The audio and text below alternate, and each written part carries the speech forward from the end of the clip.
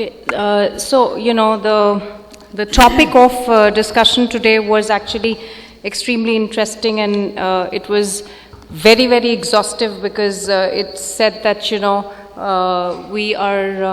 we are going to be discussing building an IP portfolio that goes beyond patents. So at most of the IP conferences and events, we mostly land up talking about patents, and that chews up, say, 80% of the time on such events.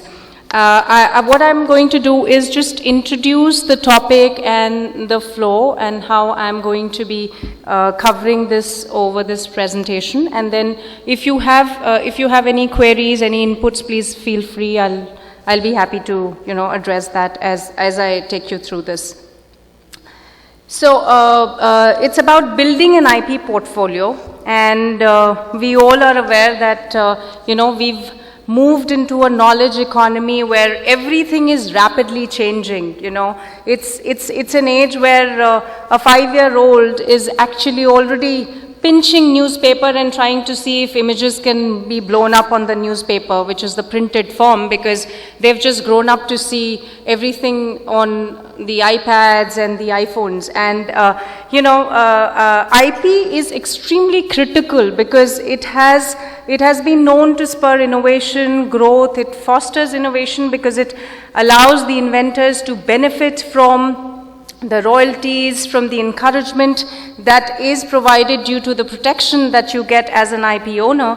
And in an age where everything is converging, there used to be a time when for music it was the radio or the music sets, and for audiovisual it was the television, for something else it was different. But if you see, everything has converged into one device now.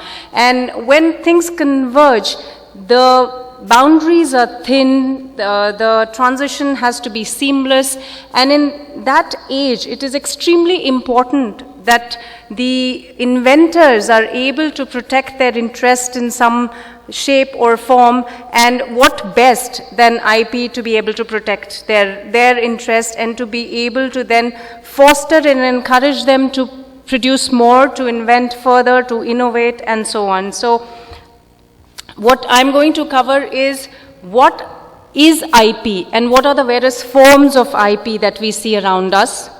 Why is it important to build a strong IP portfolio that goes beyond patents, and how is it possibly that we could do that? So, well, we all know that IP is an exclusive right for a limited period of time that is granted to an inventor for the invention, and he has the right to, it has been at various forums critiqued and equated with sort of a monopoly that you have over a certain creation. And if I remember correctly, the US Supreme Court way back during the time of World War I in 1918 was the first to have given IP quasi-property rights in a landmark judgment of International News Agency versus Associated Press. And from there, we developed the hot news doctrine, which of course has then been much debated in various forums.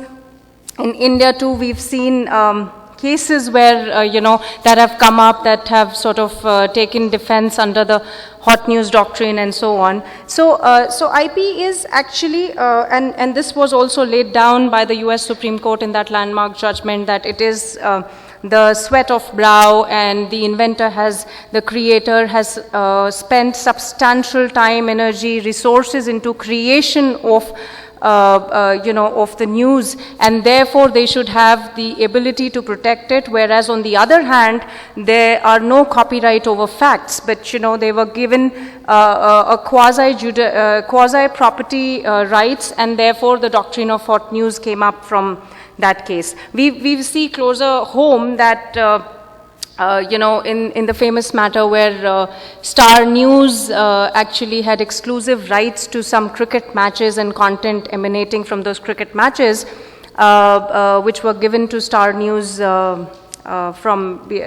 Star News had those licenses from BCCI, and a couple of other operators like OnMobile and CrickBuzz and many other companies were sending out SMSs with alerts, which was alleged to have infringed exclusive rights of Star News. And this has been a much talked about matter in the Delhi High Court. So the single judge actually granted an interim injunction because they said that yes, they recognize the principle of hot news, they recognize that IP is actually quasi-property, huge investments go into creation of these rights, and therefore they need to be protected. Of course, it was turned down by the division bench, but not fully. So the division bench said that the division bench didn't really overrule the idea of hot news, but they said that if there was a delay built into when the facts are broadcasted to rest of the public, it would be okay for the other channels to do so. So from there we move on to how IP is also seen in various forms such as personality rights. We've had, we have statutes. I think in the 19th century or something, California actually enacted the Celebrity Rights Act, and pursuant thereto, there was a famous case in 2002 where Tom Cruise and Nicole Kidman had sued a very famous luxury cosmetics brand maker for having used their pictures in a brochure without their permission. So that is also a form of IP that we see. Now, the idea is to see that there is IP all around us, and perhaps we need to protect it. I'm going to take advantage of this image and demonstrate that in a very day-to-day scenario of a mobile phone or a handheld device that you're using, there are various kinds of IP that we deal with. And in fact, this goes further than this. In the morning when you get up, the first thing, you pick up face wash to how you pick up your cereal brand. Everything is IP that we're dealing with. On this device, if you see, there is a brand involved which is protected by trademarks. There is a specific shape and design which can be protected through designs, which can be protected through trade dress. There are cameras, there are lenses that are used in the mobile phone which are actually licensed from third parties.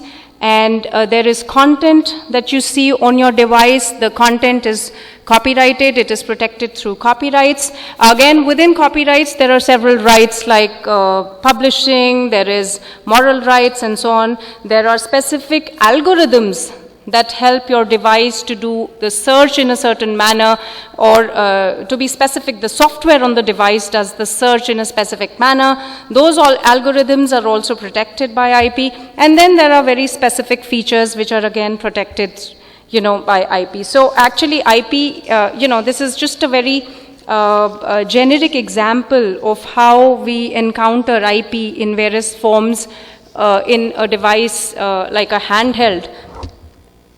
From there, I move on to why would you think IP is important?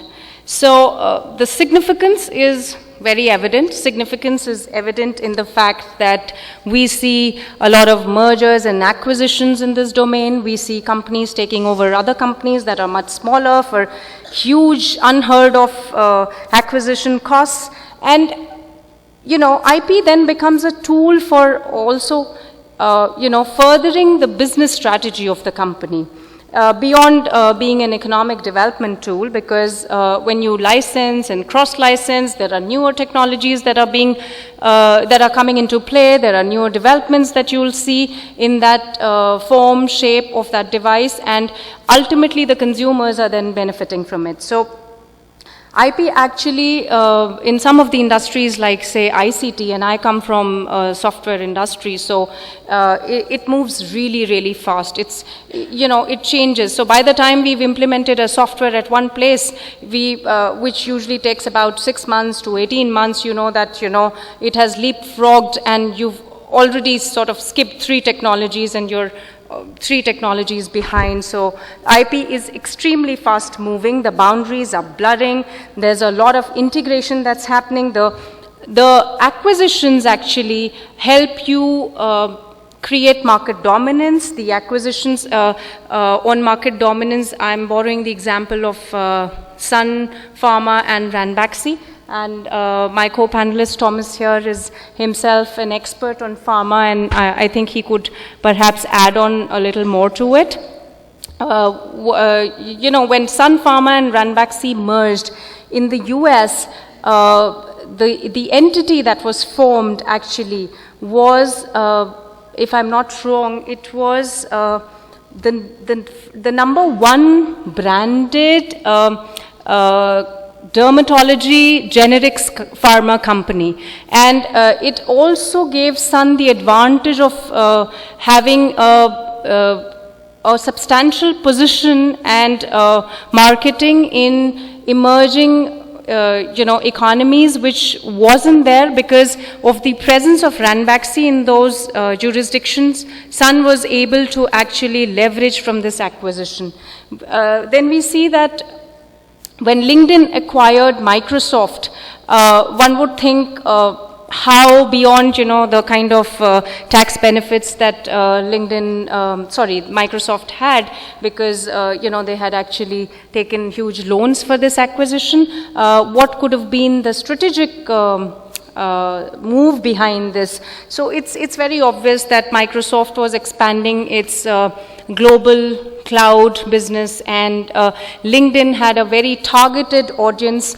LinkedIn did business in an extremely targeted manner, which was peer-to-peer, and it was only very natural that Microsoft actually acquires a player like LinkedIn, which will give it the ability to then target people, individual professionals in a manner which also ups its efforts on the cloud CRM that Microsoft already was working upon.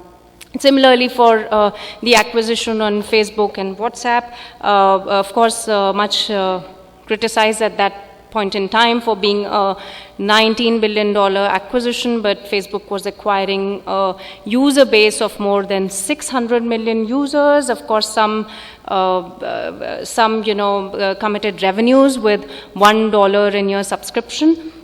And then we see that how companies like Uber have absolutely used IP to do something which is as disruptive as what they have done in the automobile, in the transportation sector. And if you come to think of it, it's just an app. It's the IP is just the trademark, just the app. You know, it's not like they're just an aggregator. And some of these aggregators have actually done very, very well. There's Airbnb, there's Alibaba, who are actually just aggregators, and they are putting together all of it. You know, the interest, the pull is because of the IP, because of the brand that they've been able to establish. And that's the kind of significance that IP brings to a company. That is the importance, that is the reason why IP becomes important for anyone who intends to do and take business seriously in the present age. So this is just on the lighter side. No offense, you know, this is just demonstrating the power of IP. Ultimately, all businesses do it for right of way. They want to have market dominance. They want to have, you know, commercial advantages. They want to keep competition out. Of course, there are, you know, tax benefits when, you know, you can show certain bit of your acquisition as an expense and so on. And, you know, it's very evident from some examples, which again I'll borrow from the software industry. There's a famous mistake, so-called labeled as a mistake, that goes around in the Silicon Valley circles, where they say that Google's biggest mistake, or rather you know, a 600 million mistake, was when they decided to give MySpace acquisition a skip. And MySpace was later acquired by News Corp.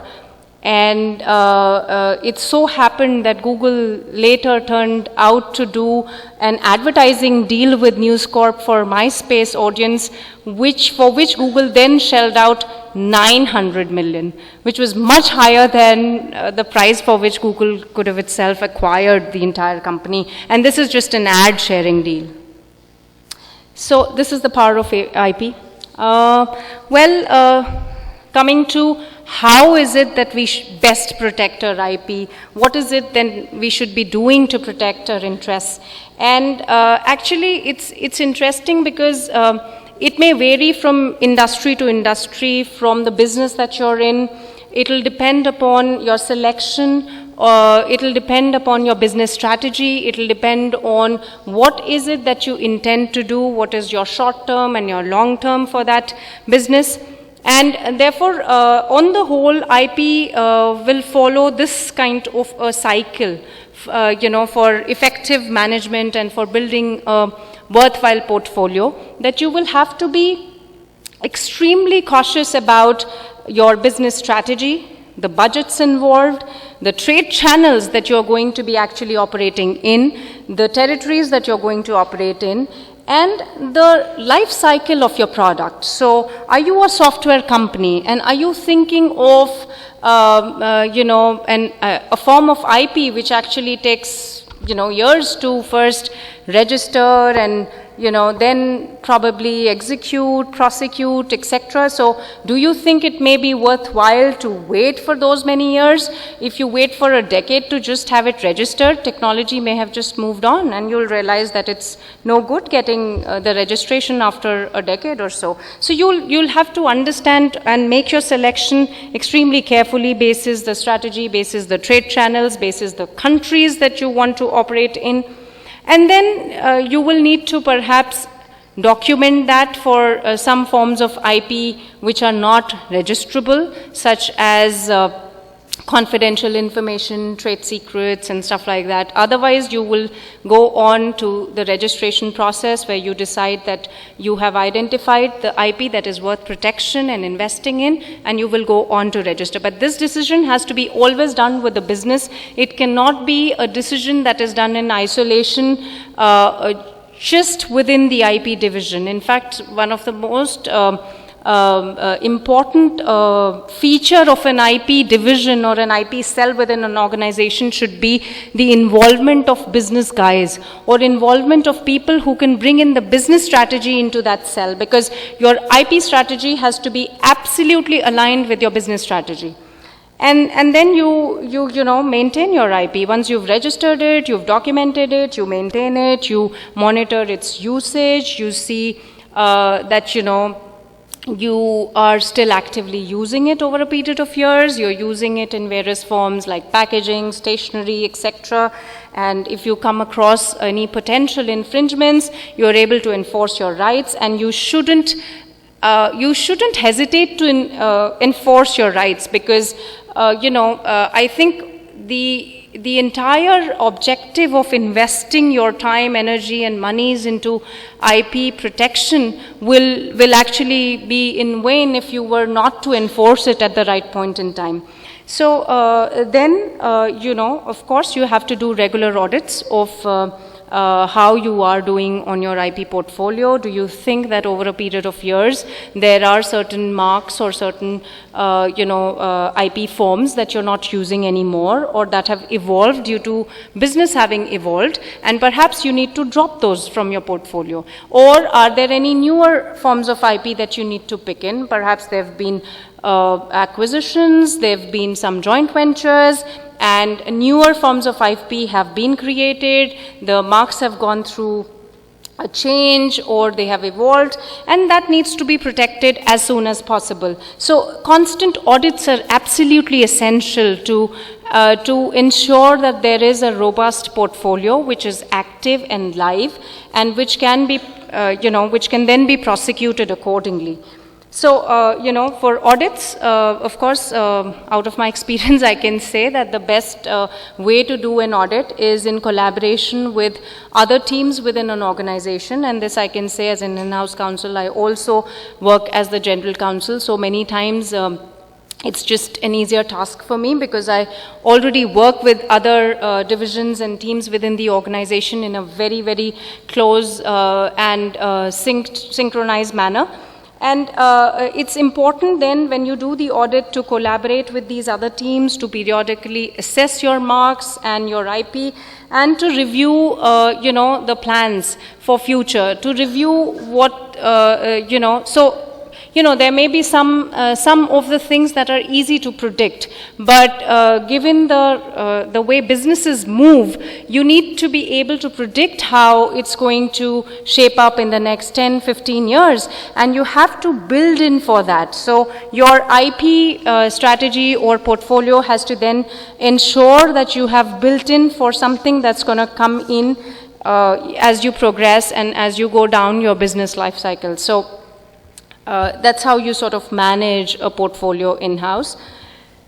These are, well, only some of the forms of IP, trademarks, trade secrets and all, and here are some interesting examples that I've drawn up to just highlight to the audience that, these are some unique, non-conventional trademarks. So the first three that you see pictures are actually on the color. So these are very specific, you can see the brown UPS van, which is a very distinctive color, and that works as their trademark. So for the scissors, and the pink, the fuchsia of T-Mobile.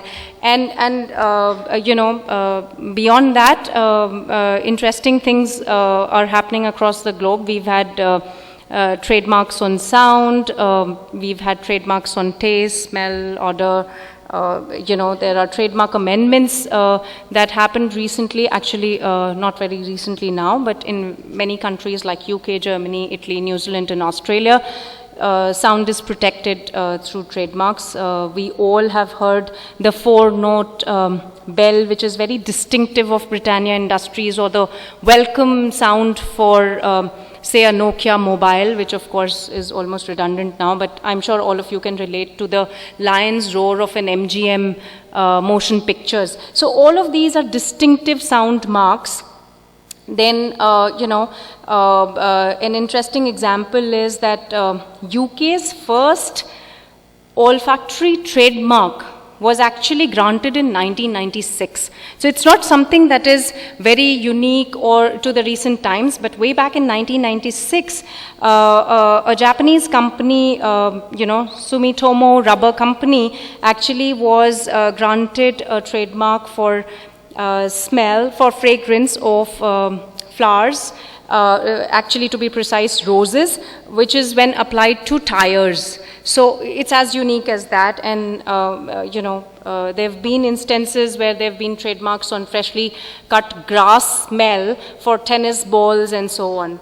We all are aware of domain names and their protection, and I wouldn't dwell too much on it, but we all have faced either cyber squatting when it comes to very reputed, prestigious trademarks. We've all had in our jurisdictions, squatters who needed to be then sort of enforced upon, and then coming from there, we also see a newer, AdWords is actually a nuance of the recent age. So we also see people squatting on your brand names as AdWords, and we've had some interesting cases in India where matrimonial websites have been up against each other because, one of the sites had squatted on a matrimonial domain name, which was similar to, sorry, not domain name, a matrimonial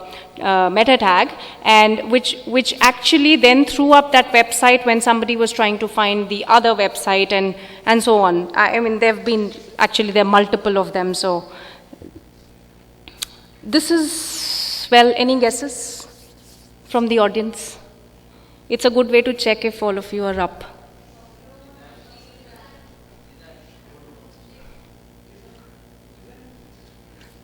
Wow, everyone's up, and we've got a very intelligent audience. I wouldn't have known, but yes, you guys were absolutely right. Yes, it's Toblerone, it's Hershey's Kisses, and polo, the mint with a hole. Yes, these are all trade dress and protected by a form of IP.